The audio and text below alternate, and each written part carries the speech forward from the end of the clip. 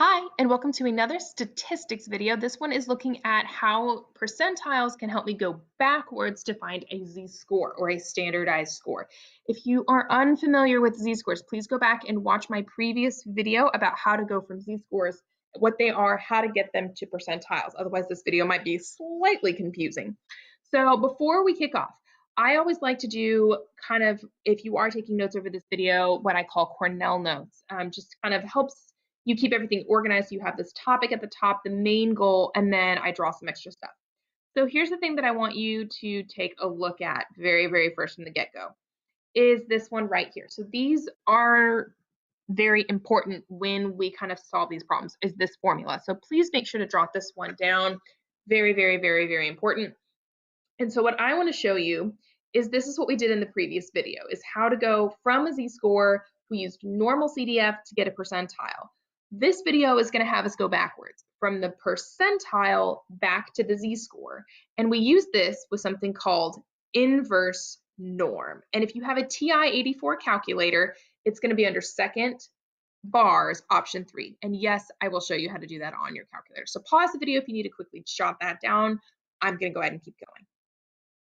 All right, welcome back. So very first problem, we're going to take a look at the normal model dealing with cars and fuel efficiency. Very important, especially if you live in Texas, where we have a lot of drivers on this road.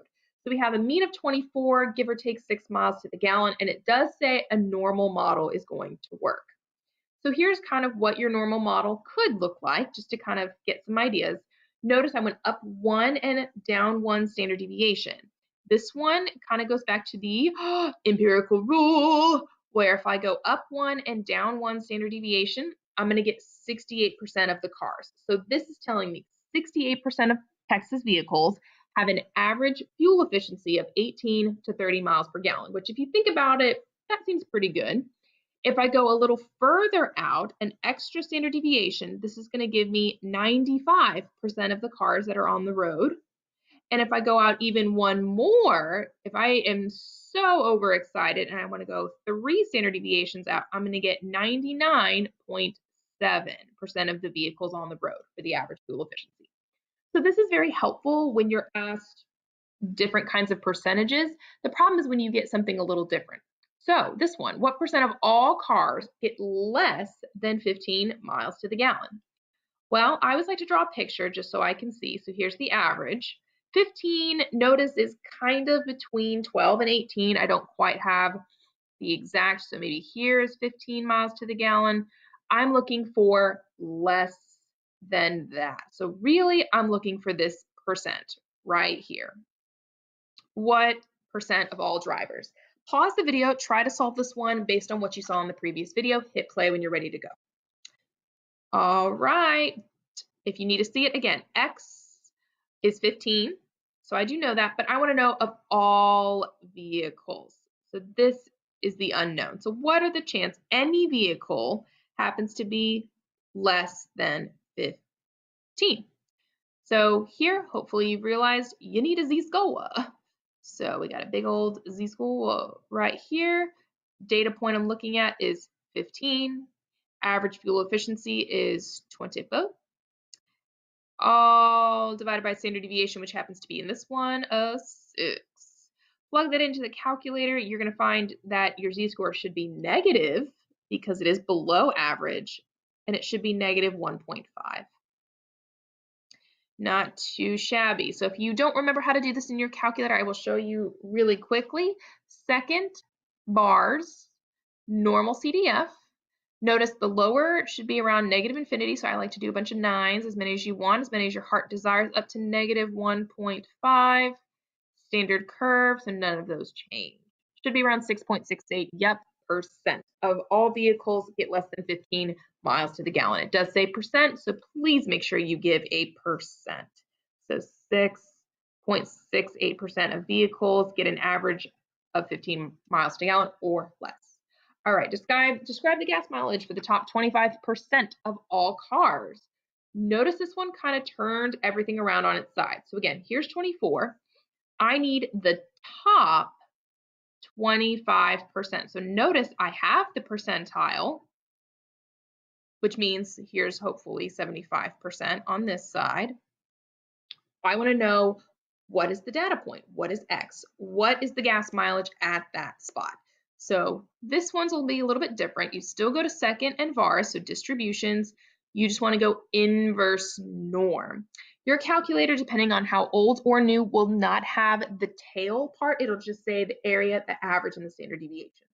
So all TI calculators calculate to the left on default. So 0.75 to the left. First things first, get me my z-score. So 0.67. So there's my z-score. So I have 0.67 going on right here.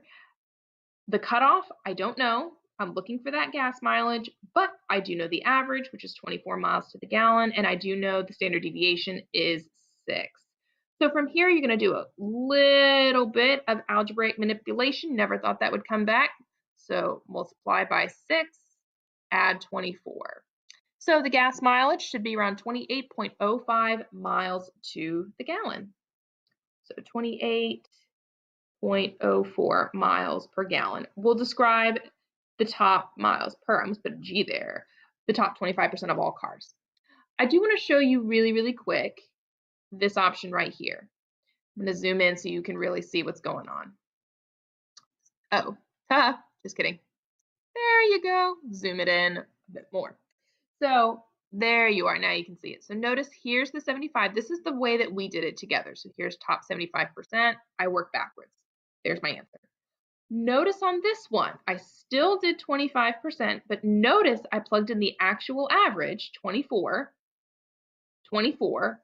and I plugged in the standard deviation of 6. That's not on here. And voila, still got the same answer.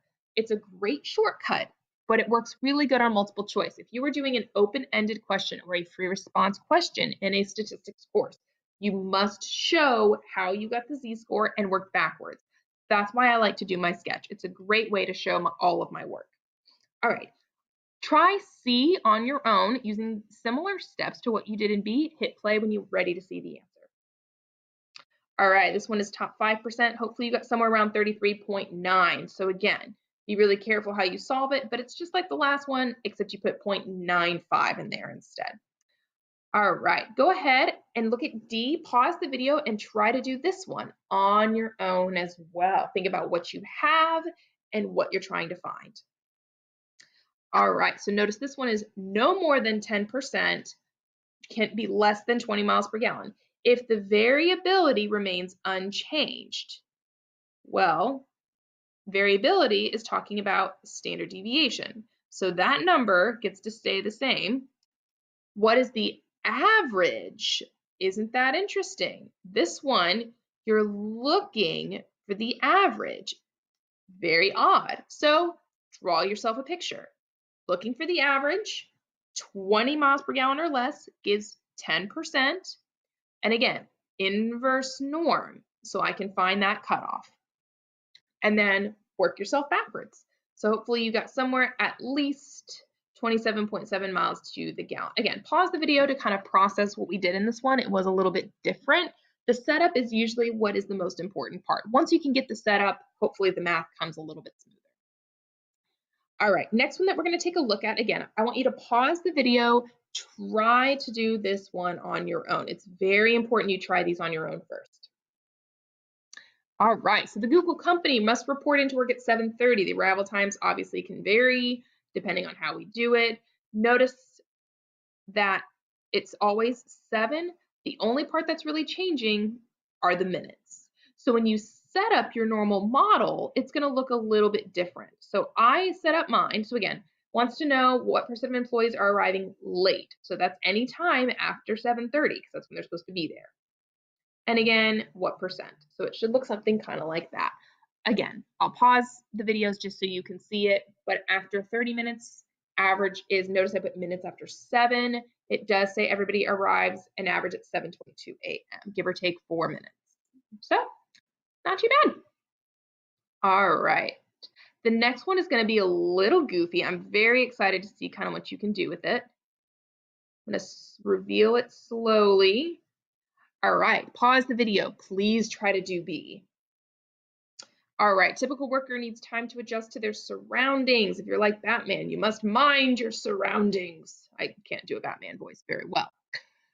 So again, draw yourself a photo. That really needs to be the biggest thing. So I drew mine. There it is, right there. So notice arrival after 7. You have 22 as the average. I'm looking for the cutoff to give me 77.3. So hopefully you realized you need to do a little Normalcdf, and you're looking for this cutoff. Arrival's 22, give or take 4 minutes. Work backwards. Hopefully you found that cutoff is about 25 minutes. Here's the thing, that's minutes after 7 o'clock, so that'll give you 7:25. Well, they want to know how early did they arrive. Remember, they have to be at work by 7:30, otherwise they're going to be late. So if they arrived at 7:25, hopefully to answer the question, you said they arrived 5 minutes early. It's a very cool question. I love it, but it is incredibly goofy. All right, last one I want you to see is this one. I tried to color code and highlight some important things. Pause the video. Please try to do this one on your own first, even if you can't go all the way. Brainstorm ideas, write down what you have, and take that next leap. All right, welcome back. Notice we do have a normal model, unknown mean, and unknown standard deviation. I'm missing 2 things, but I know the part in blue, 15% of the days, it takes longer than an hour, and I also know 3% of days the flight lasts longer than 75 minutes, hours, something to keep in mind with this one. So hopefully you drew 2 pictures. That's what makes this one a little weird. So you should have 1 picture for the first flight, 1 picture for the second flight, which means 2 different z-scores, 1 for the blue, 1 for the red. Here's the good news. You have 2 unknowns and 2 z-scores. So what you're going to do is set up 2 equations. And what you can do is notice the mean stays the same and the standard deviation because it's the same flight. It's the same model. Solve for y, and you're going to use what you have not probably seen since algebra years, systems of equations, to calculate the intersection of those 2 points. Then you'll be able to find the average, which you should have gotten is around 41.8 miles, or minutes, sorry, time, and then standard deviation to be around 17.65. Again, minutes. Please pause the video. I really want you to try to see what this one is going on because it does take a little bit of time and it is a little goofy. So don't worry if it was weird to you at first. Just kind of keep trying those ones on their own. All right, very last one. I try to put some hints on the side so I have and what's missing. This is one of my favorite things to do with math. I love to list out what I know, what I have, and I always try to list out what I'm missing. Again, try this one on your own, hit the pause button. All right, welcome back. Hopefully when you said what I have, you know that you can use the normal model because they said so. You know what the mean is 6.2. You know the percentage of these DVDs have a lifespan more than 8 years, which means you have a cutoff and you know the percent at that cutoff. Notice the question is asking, what is the standard deviation? That's what's missing. Again, first things first, find a z-score and start by drawing a picture. Every time you should be drawing a photo, just to be sure you have exactly what you need and to know what is going on. So hopefully it looks something kind of like this. So again, here's 8. And then this is the shade that you're looking for because it says more than 8 years. So that's the blue little area that you have going on. Hopefully you got a cute little z-score of 1.75. Again, you can round a couple places depending on how you want to do it. Now you can work backwards to find your standard deviation. Hopefully you got somewhere around 1.03 years. Best thing about these problems is you can always check your work. So I'm going to do Normalcdf and I'll kind of show you why I'm going backwards. So this one is 8 and higher, so the lower is 8, upper is infinity. The average was 6.2.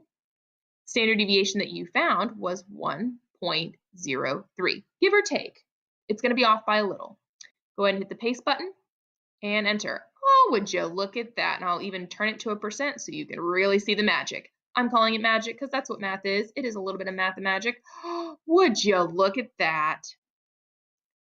Little under the miles, but very, very close. So you know you got it right. Fun little way to self-check your work. Hope you had fun watching this video. Thanks for paying attention. I know this was a little longer than some of my other ones. Please feel free to watch any of the other videos as you go through. And let me know if you have any questions. Subscribe to my channel to continue watching more statistics videos. Have a great day.